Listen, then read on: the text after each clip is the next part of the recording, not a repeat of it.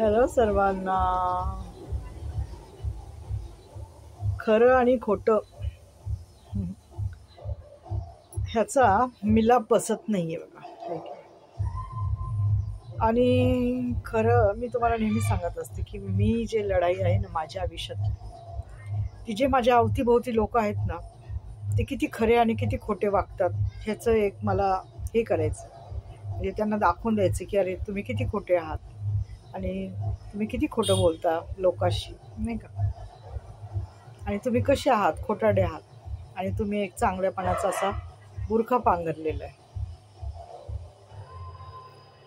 तर मला हे सांगायचं आहे बघा, हल्ली जगात पण खरं खोट्याची लढाई खूप जोरात चालू आहे. खऱ्याला दाबण्याचा प्रयत्न होत आहे. सर्व माहीत असतं की हे खोटं आहे, आपण जे वागतो हे खोटं आहे, हे कालांतराने आपल्यालाच ह्याचा त्रास होणार आहे आणि आपल्यालाच नुकसान होणार आहे. तरी पण खोटं बोलणारे लोक खोटं बोलतात. त्यांना असं वाटतही नाही की देव बघतोय, की देव आम्हाला पाहत आहे, की देव आमचं बोलणं ऐकत आहे, आम्हाला पाहत आहे आम्ही काय करत आहोत, काही नाही करत. तरी पण ते खोटं बोलतात ना, सर्रास खोटं बोलतात आणि आपलं खोटेपणा ते मिरवत राहतात. परंतु मला एक म्हणायचं, एक लिमिट असतं सैतानाचं वागणं, म्हणजे खोटेपणाचं वागणं. एक लिमिट असतं कुठल्या पण गोष्टी. मग ते लिमिट संपलं ना, सैतानाचं कार्य तिथंच थांबलं ना, मग त्याच्यानंतर देवाचं कार्य चालू होतं. म्हणजे ते माणूस, ती व्यक्ती किती खोटं बोलू द्या, पण तिथं सैतानाला अडवणं हे देव करत असतो आणि त्याचं खोटेपणा वेळोवेळी तो उघड करत असतो. एवढं मात्र खरे बघा, तुम्ही पण तुमच्या पण घरात, आजूबाजूला, तुमच्या कामामध्ये, तुमच्या ऑफिसमध्ये, तुमच्या नातलगांमध्ये, तुमच्या घरात मुलं किंवा कुणी खोटं बोलत असतील, नाही का. हे असंच आहे, ते तसंच आहे. परंतु कालांतराने खोट्याचा पडदा उघड होतो, म्हणजे ते कधी ना कधी आपल्याला समजतं.